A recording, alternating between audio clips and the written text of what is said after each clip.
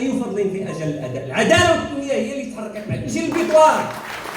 البيطوار شنو هو البيطوار الاخوان؟ هذه واحد البيطوار جينا لقينا المقاولات والرئيسه ديال المنظمه ديال المقاولات مقجوجين كلهم تيتكلموا على البيطوار بسيط. تتشري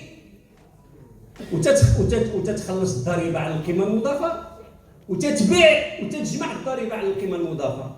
داك الشيء اللي جمعتيه منين بعتي تتنقص منه داك الشيء ديال الضريبه باش شريتي. الا كان عندك الفائض تتخلصوا للدوله، والا كان عندك الكريدي تتبقى تساين. وكثير من الشركات لوطو باش تيبيعوا اقل من لوطو باش تيشريو. دونك البيطوار تيبقاو حلا فيهم ديك الطيفيه وتيتساينوا.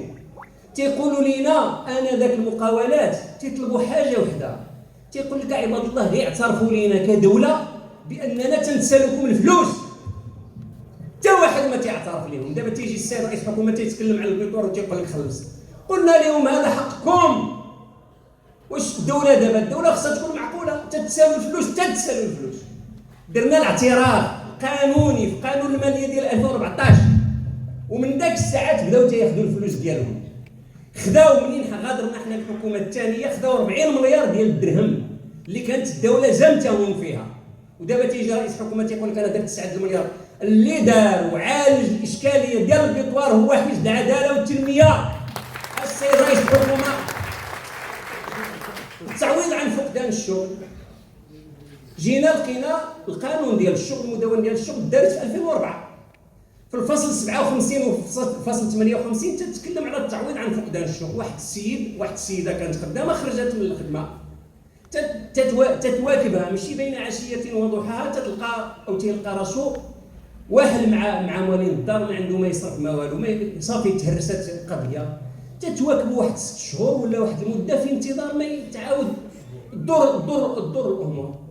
من 2004 حتى 2014 10 سنين وهو تيتساين. وجينا جلسنا ودرنا التعويض عن فقدان الشغل وحطينا 250 مليون ديال الدرهم في الصندوق وبدا تيدار. وها هو رئيس الحكومه خلينا ليه باش يدير التعميم ديال التعويض عن فقدان الشغل في 2025 ما دار فيه والو لحد الان. الافضليه الوطنيه راه تكلم عليها الاخ اللي رسمناها. 20% ديال الصفقات العموميه للمقاولات الصغرى والمتوسطه رسمناها. ضريبه على الشركات هذوك الصغار 300,000 كنا نديروا لهم 10%. هذا السيد هذا جا ردهم بحال دابا اللي تيربح من 100 مليون درهم بحال هذاك اللي تيربح 300,000 درهم. واش هذه معقوله؟ انا تربح 300,000 درهم تنخلص 20% وانت تتربح 100 مليون ديال الدرهم تتخلص 20%. المقاول الذاتي اللي داروا هو الحكومه العداله والتنميه في 2014 ودخل 400,000 ديال الناس اللي دخلوا في هذا المكون. شنو جاو داروا؟ عيبوه. قال لك اسيدي تيخدم الا خدم مع واحد الشركه. شنو لقاو؟ قال لك اسيدي لقينا تيكون خدام عند واحد الشركه باش ما تخلصش هي الضريبه على الدخل والى اخره تيخرج ويدوز للجهه الاخرى ويبدا يخدم معاها. اذا حنا غنحدوا الا خدمتي مع شي شركه وتجاوزتي 80,000 درهم غتدخل الضريبه على الدخل ديالك. جميع البرامج اللي خليناها بعقليه اجتماعيه ديال القرب من المواطنين واللي تنعرفوا مشاكل المواطنين جاو تيعالجوها بعقليه نيوليبراليه التي لا تؤمن الا بالراسمال الكبير وتهلك هذوك الصغار. فلذلك مره اخرى هنا غنهي باش ما نطولش. هذه هي العداله والتنميه.